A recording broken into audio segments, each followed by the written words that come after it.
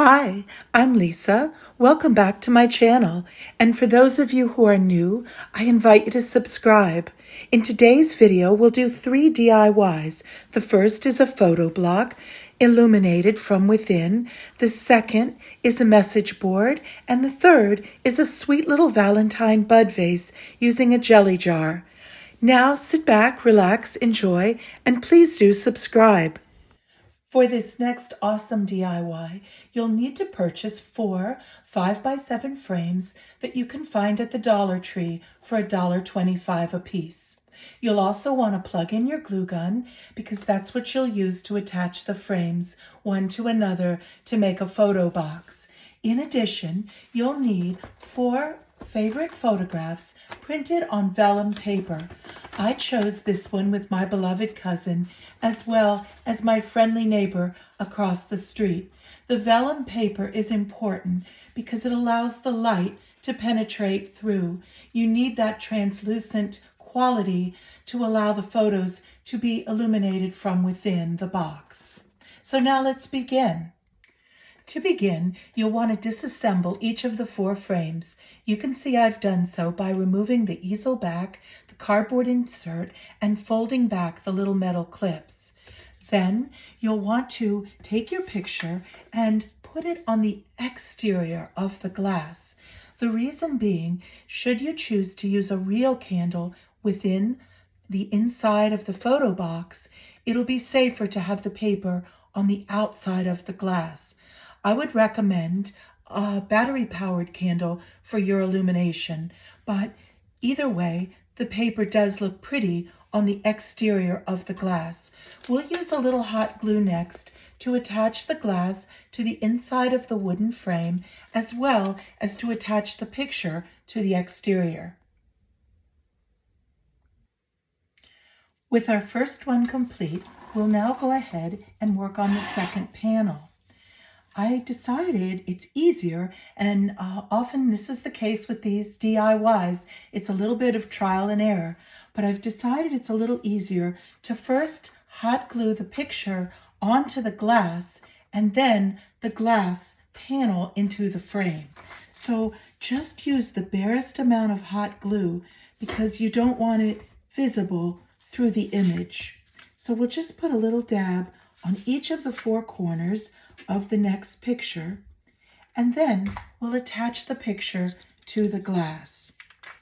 Try to make it as centered as we can.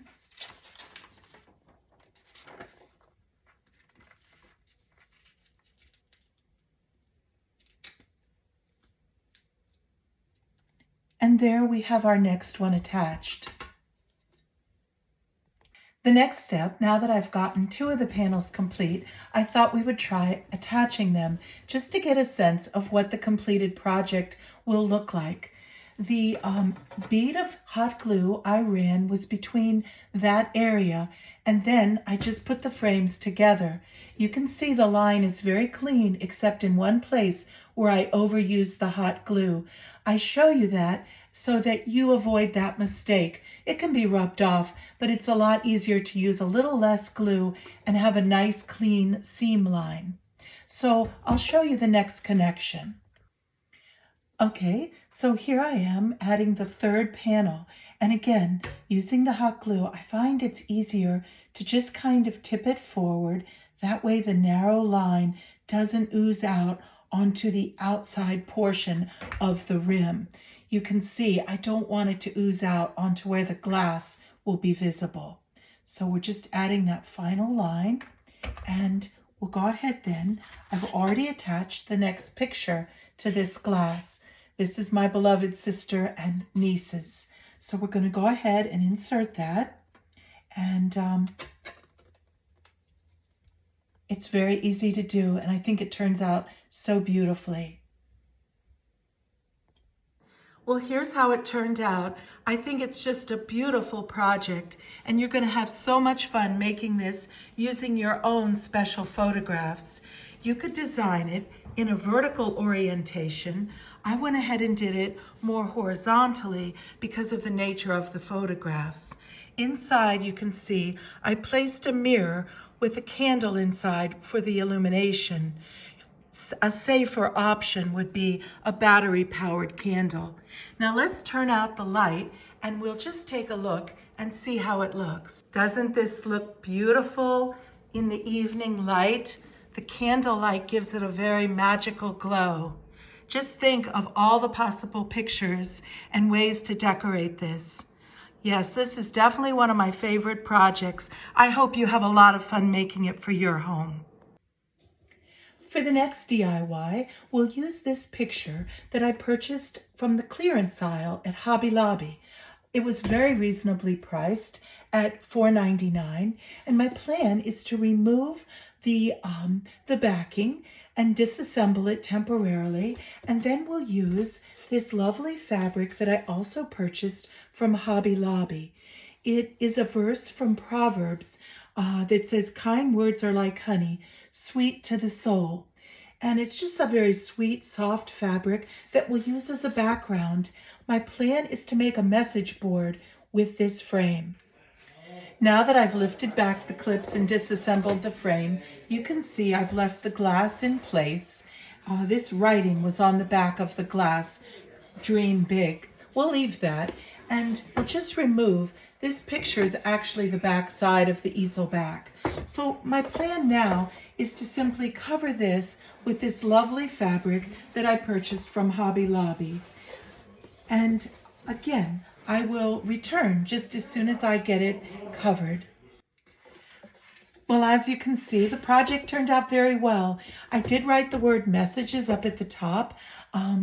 I think even better would be to use the Cricut and use some adhesive letters to make it more permanent. But I did write on it with a write-on wipe-off marker. That lends itself to using this as a message board for note-taking. I'm going to put it in the kitchen, and with the cheerful fabric and the very inspiring verse, I think it makes a lovely piece. You'll have fun making one of these using any frame or fabric of your choice. For this next DIY, we're going to make a sweet little Valentine bud vase using a jelly jar. You could use any little jar that you have from your kitchen. It was helpful to use a Brillo pad to rub off the remaining adhesive from the label, but it's really nice to be able to upcycle some of these items from your kitchen. All you'll need, in addition, is a piece of tissue. I got this in a package from Dollar Tree, as well as some Mod Podge.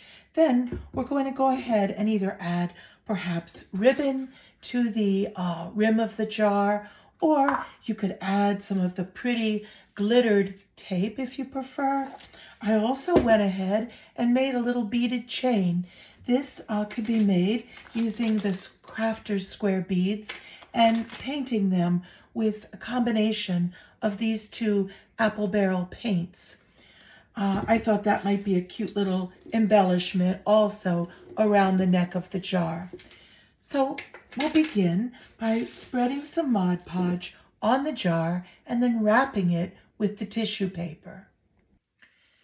To apply the Mod Podge, I'm just going to use this sponge brush. They're so handy, and of course they come in a package at Dollar Tree. So we'll just apply the Mod Podge all over the surface of the jar. I'm going to go just up to the neckline, and we'll leave the neckline exposed to do our other embellishment. I'm just going section by section, applying Mod Podge on each of the ribbed areas, and then just wrapping the tissue around as I go. So there's our next section. I'll fold it back and we'll apply some more on this portion. And then just bring it around yet again. That keeps it fairly smooth. And then we'll just do this last portion here.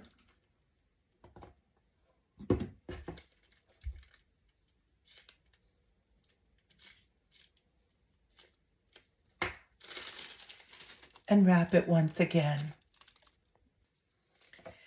Well, here we are. I think it turned out really cute. I did decide to put a second layer of tissue over top of the first, because as you know, the tissue paper is very vulnerable to tears. So I thought I just gave it a better look to give it that second layer. Now I'm going to apply some Mod Podge over top just to kind of give it a finished off appearance. Be very gentle as you apply it, because even with the double layer, it is prone to tearing. I also attached a ribbon to the top of the neckline. I used this from the Dollar Tree from their Crafter's Square.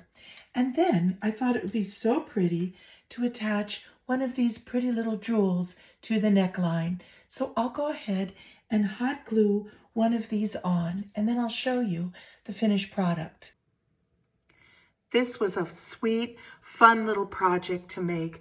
I think the vase turned out so cute. As with so many of these projects, it's a little bit of trial and error involved. I found, for example, that just the first layer of tissue was a little too thin and prone to tearing. So adding the second layer really enhanced it. I also added a small jewel from Totally Dazzled. I thought the little butterfly looked sweet. And I had these peonies from a small bouquet I had purchased at Marshall's. That, along with the sprig from some greenery I had purchased from Hobby Lobby, look really pretty.